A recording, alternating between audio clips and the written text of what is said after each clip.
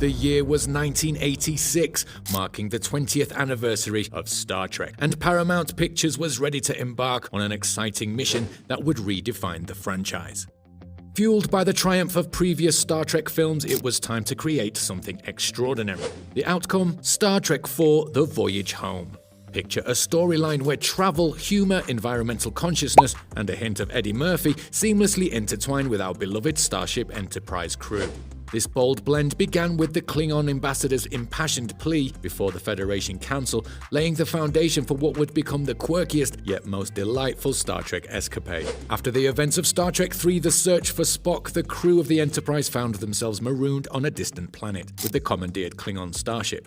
However, they soon encounter a mysterious deep space probe, sending out signals in a cryptic language, which is revealed to be the Song of Humpback Whales.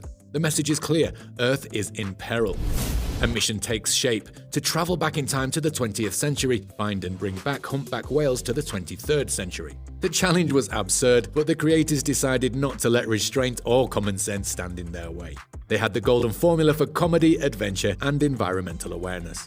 Led by Leonard Nimoy, who not only portrayed Mr. Spock, but also directed the film with a calm professionalism, the Enterprise crew lands their Klingon starship in San Francisco's Golden Gate Park. With an invisibility shield and their unforgettable interactions, they embark on a quest for whales and cheap nuclear power sources.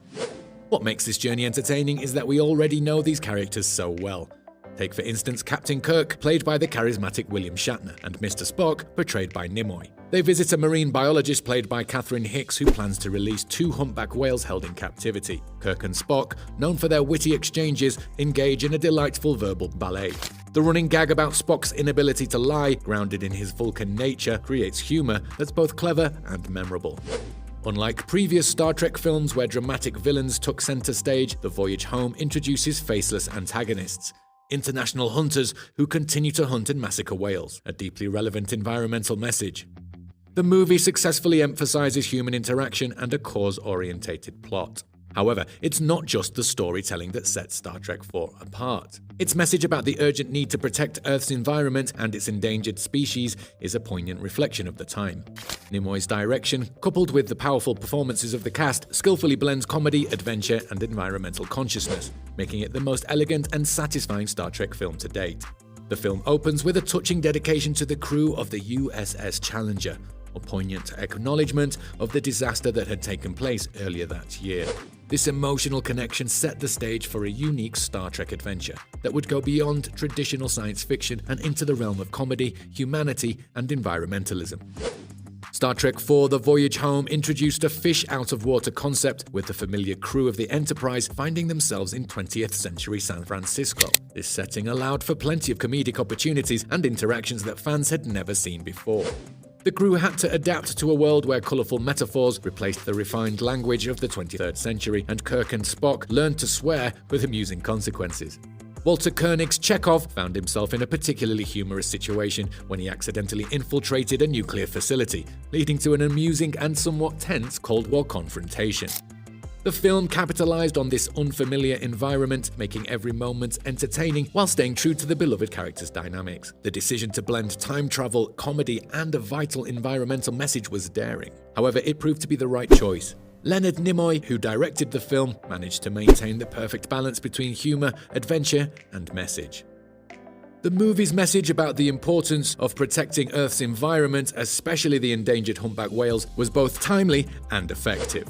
One of the movie's iconic moments was the crew's mission to rescue 2 humpback whales, George and Gracie, and bring them back to the future. This quest resonated with audiences as the film not only raised awareness about the perilous state of these magnificent creatures, but also made viewers empathize with the cause.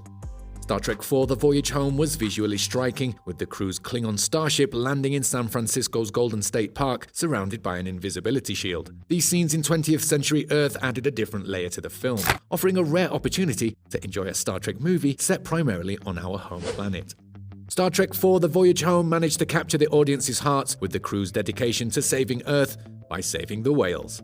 Their journey through time presented a unique opportunity for humor, character development, and cultural commentary. The movie embraced the franchise's spirit of exploration, discovery, and compassion, making it a standout entry in the Star Trek saga. The film's soundtrack, composed by Leonard Rosenman, deviated from the style of James Horner, who had previously scored the series. Rosenman's music added a light and whimsical touch, perfectly complementing the film's light-hearted tone.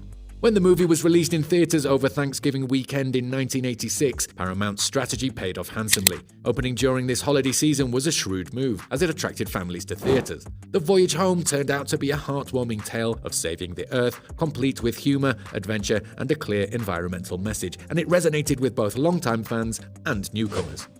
While The Voyage Home was an unexpected success, it did more than just break box office records. It served as a turning point for the franchise, demonstrating that Star Trek could reach beyond its core fan base and into the mainstream. By combining comedy, time travel, and a strong environmental message, the film successfully brought in new viewers while still delighting the faithful Trekkies.